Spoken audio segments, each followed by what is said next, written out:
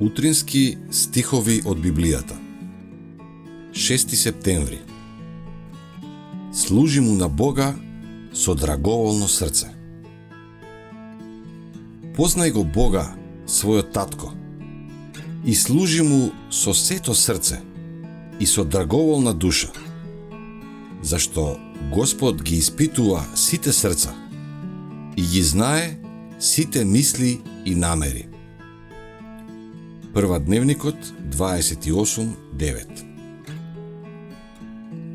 За да го постигнеме овој висок идеал, она што предизвикува сопнување на душата, мора да биде жртвувано.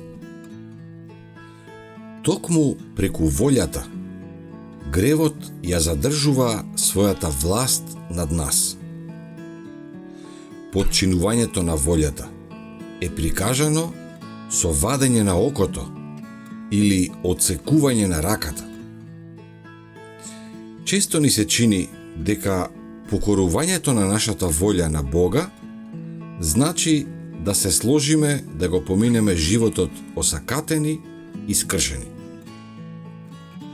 Но подобро е, кажува Христос, нашето јас да биде осакатено, рането или скршено, ако на тој начин можеме да влеземе во животот. Она што ти го гледаш како катастрофа, всушност е врата кон највисоката придобивка.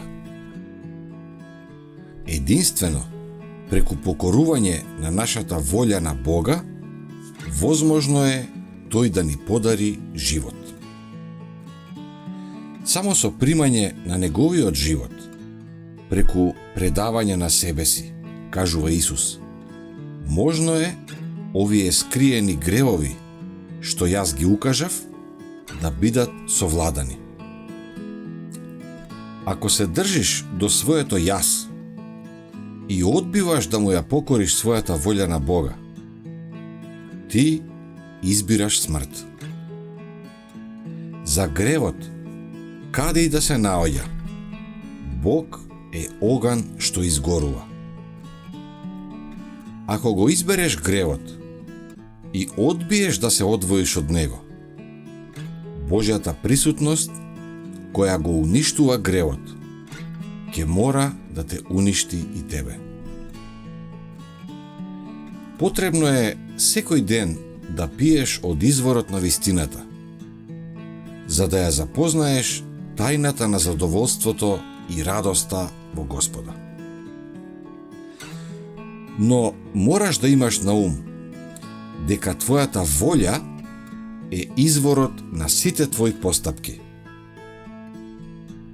Не постои такво нешто како следење на Христа ако не одлучиш да бидеш послушен на Бога. Не се тоа твоите чувства, твоите емоции што те прават дете Божјо, туку извршувањето на Божјата волја.